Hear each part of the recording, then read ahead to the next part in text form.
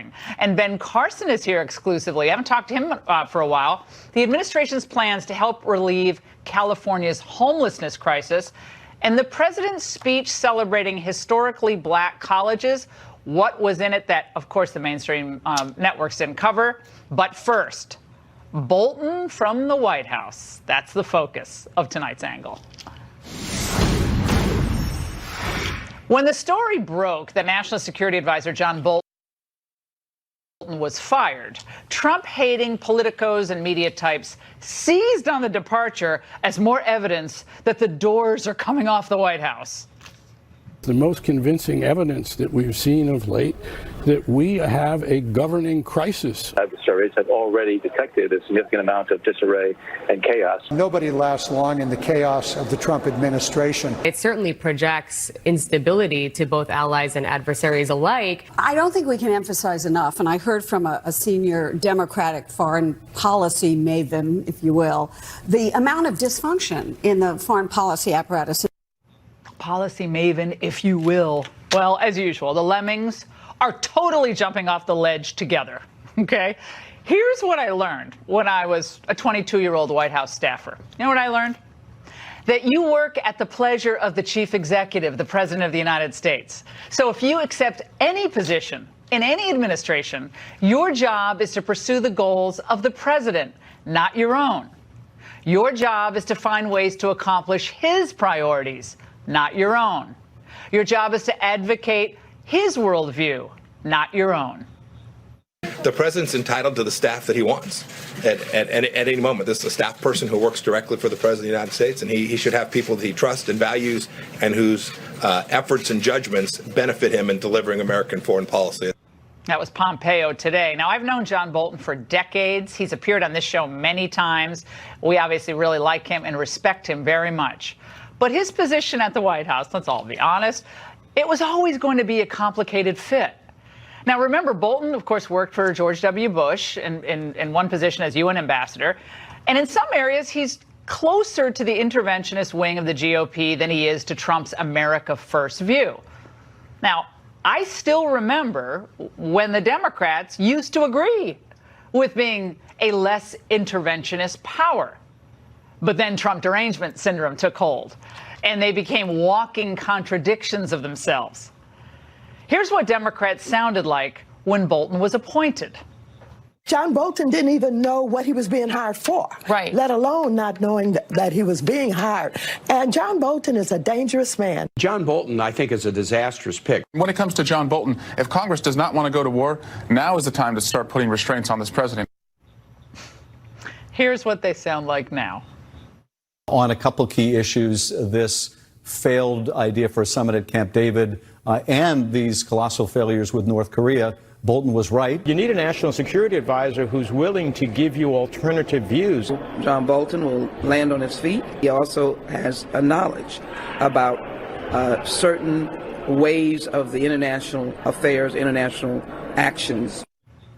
That could be my favorite then and now ever, by the way. Now, even liberal Nate Silver saw this for what it was in his tweet, saying, maybe I'm a simpleton, but it seems like if you criticize Bolton's hiring, you probably shouldn't also criticize his firing. Well, media goofballs are now focused on the discrepancy on whether Bolton would quit or whether he was fired.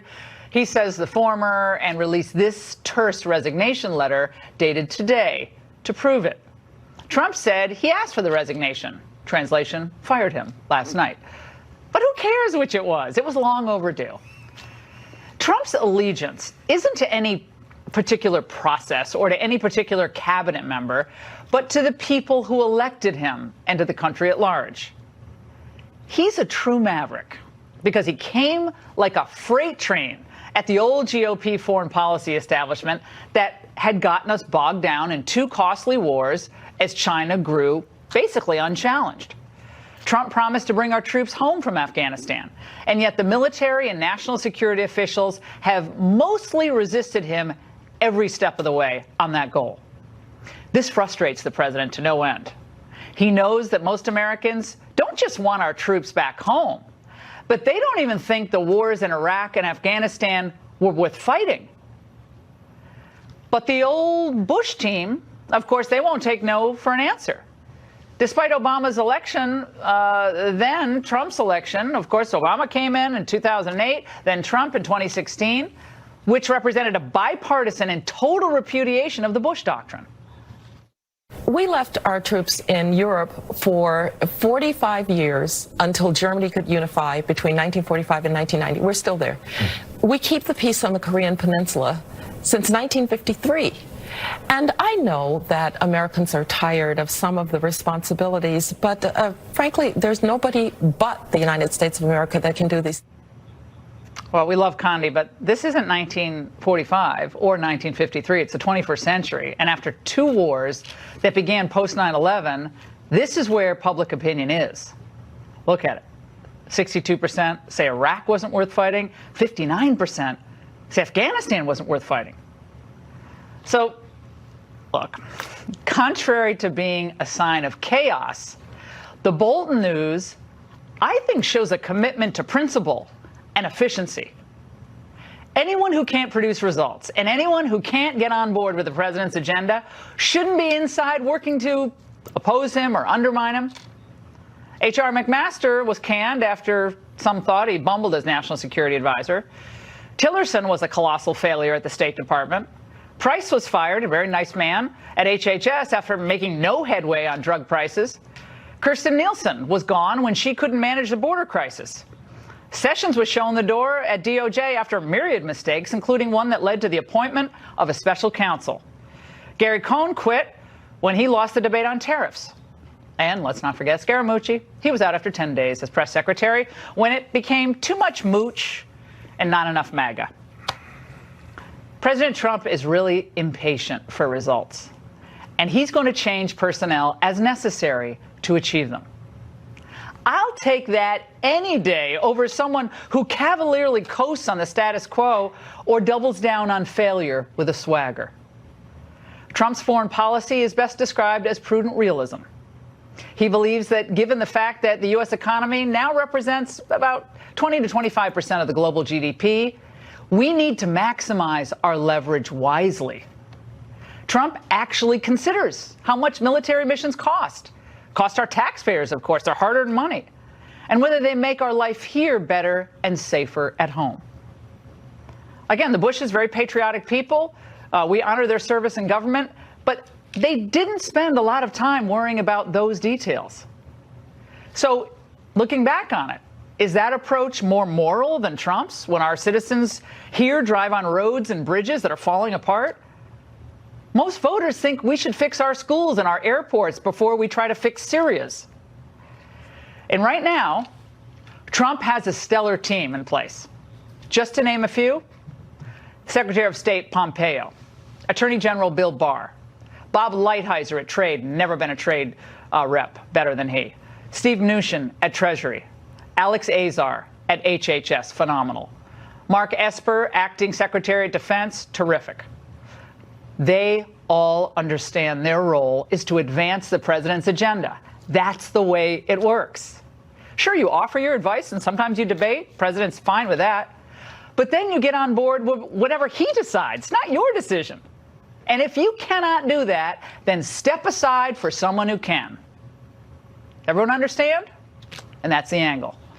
All right, here to respond is retired Brigadier General Robert Spalding and Lieutenant Colonel James Carafano from the Heritage Foundation. James, you believe that Bolton was actually promoting Trump's America First policies, but if that was the case, why is he gone? Well, first of all, my heart's broken here. I mean, this is like the captain and Tennille breaking up. I mean, I love the yin and the yang of Bolton and Trump. I thought that dynamism actually worked really well. But the first point is let's remember before it was the axis of adults, right? It was Kelly, Mattis, Tillerson, and HR. They kept the president from doing all these crazy things. All those guys are completely gone. Our foreign policy is exactly the same. Now that Bolton's gone, it'll be exactly the same. That's because it's Trump's foreign policy. And although it didn't work out, and I'm sad about that, there were things that Bolton really did help advance the agenda. Pulling out of INF. He was great on China, by the way. Bolton on China is fabulous. Awesome. And so we're like so simpatico on that issue. That's fine with me. Really strong on Brexit, really helped push, with Boris Johnson on Brexit. So there were a lot of areas where he helped. But you see what I'm saying, though, General? Like, that when this news broke, it didn't surprise any of us, but the media acted like Pence resigned or something. It It was wild to see. It's chaos. You were there with McMaster. You were at the National Security Council with McMaster was there. So what do you say about all this? First of all, the president inherited chaos. We've had decades of really poor foreign policy, not thinking about what's going on with China, basically intervening just about everywhere. And the president said, stop. We're going to actually do something more like out of Eisenhower's playbook. We're going to husband our resources. We're going to strengthen the economy. We're going to work on the industrial base. We're going to get prepared for this economic and technological competition with the Chinese. And we're going to stop being everywhere, except the national security establishment said, no, we want to be everywhere. Have they not opposed him almost every step of the way? Every step of the way. You know, I'd like to say a nice thing about HR. People forget, HR had a good year. He put a good strategy on the table. He took what was in Trump's head. And he put it on paper, and Trump's still following that strategy. All right. Well, so I'm sure I've met him. He's a very nice. I mean, this is not personal, but this is about the president's agenda. He was elected as a repudiation of both Obama and Bush on foreign policy. I'm sorry. I know a lot of people are Bush friends of mine. Love them dearly. I was a big supporter of the Iraq War. I think it was a colossal mistake. Afghanistan, we got to get out of Afghanistan. We cannot stay in a war in 19 years. I'm sorry. You think we should still be there with more troops? No, I will say the point about, HR leaving, who I thought did a good job for the time that he was there and for Bolton. But your point is right. They're not moving fast enough for this president. I mean, he wants results. This president has a plan and he wants results. And if it's not moving, it's not that he's a nice guy. We saw the other thing. He calls HR now and talks to him. Yeah. He'll call John. They'll be best But friends. he's fine with that. That's He's fine with opposing views. People say he's not. He thrives in part on hearing from lots of inputs, but then he makes a decision. When he feels undermined afterward, people are leaking to the media, and you know who you are. That's what he doesn't like. I want to play something from Rand Paul. This is what he said today about threats perhaps diminished around the world with Bolton's departure. Watch. I think the threat of war around the world is greatly diminished with Bolton out of the White House. I think he had a naive point of view for the world that we should topple regimes everywhere and institute, democratic governments, and we would make the world perfect or remake the world in our image. And frankly, it just doesn't work that way. See, here's where I disagree. It's Trump's policy, not Bolton's. Trump doesn't want to fight useless wars. But look, he wasn't. Bolton wasn't going to launch a thermonuclear weapon. This is the president's decision, and the president made that point several times over the last several months when Bolton was there. And so I want to talk now about what Jim Acosta said and scolding Steve Mnuchin today. Watch. I think we have it. Is this national security team a mess? Absolutely not. That's the most ridiculous question I've ever heard. The national security team, which is what you asked, consists of the National Security Advisor, the Secretary of Defense, the Secretary of State, myself,